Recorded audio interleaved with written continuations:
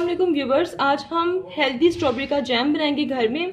बाहर का जैम जैसे होता है आप लोगों को कुछ आइडिया नहीं होता उसमें कौन सी प्रोसेस्ड इंग्रेडिएंट्स यूज़ किए होते हैं, हमें कुछ आइडिया नहीं होता उसका। चलिए जब हम स्टार्ट करते हैं, बिस्मिल्लाहिर्रहमानिर्रहीम। सबसे पहले मैंने 1 कप ये यहाँ पे स्ट्रॉबेरीज को मैंने काट कर यहाँ पे रख लिया है और 1 कप ही मैंने यहाँ पर चीनी ली है। अब ये आपकी मर्ज़ी, अगर आप कम चीनी लाइक करते हैं तो आप थोड़ी सी शुगर उनसे वो कम कर दें, अगर आप ज़्यादा पसंद करते हैं तो आप और ऐड कर सकते हैं। अब करना ये है कि आपने शुगर को स्ट्रॉबेरी में ऐड कर देना है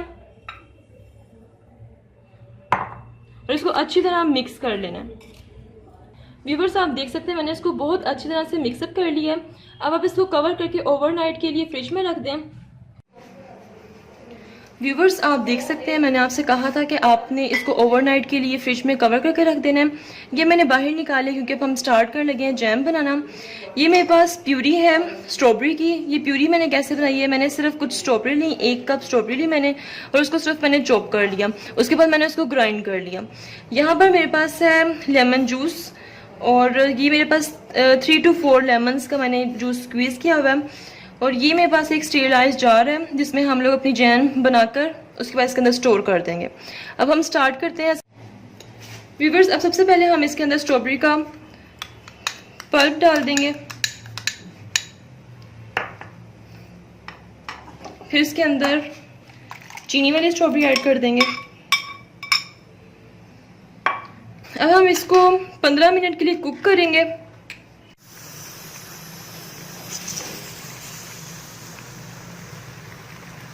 व्यूवर्स आप देख सकते हैं ये पकना स्टार्ट हो गया है।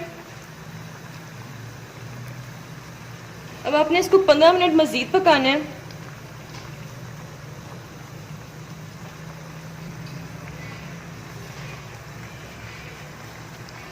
व्यूवर्स 15 मिनट्स हो चुके हैं। मैंने इसको लाइट सी फ्लेम पे बिल्कुल लो फ्लेम रख के इसको पकाया है। अब मैं इसमें लेमन जूस ऐड कर देती हूँ।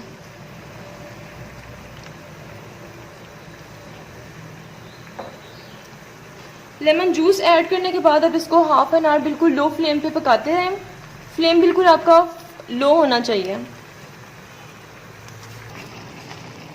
तो आप देख सकते हैं हाफ एन आवर बाद इसकी शक्ल देखें आप, बिल्कुल जैम की तरह बन गया है।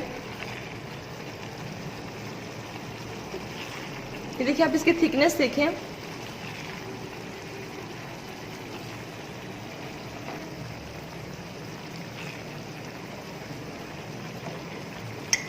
अब देखिए आप एक प्लेट लें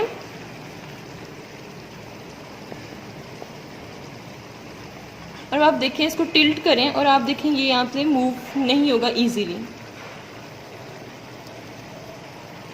देखिए इजीली यहाँ पे मूव नहीं हो रहा। इसका मतलब ये है कि आपकी जो जैम है वो बिल्कुल रेडी हो चुकी है।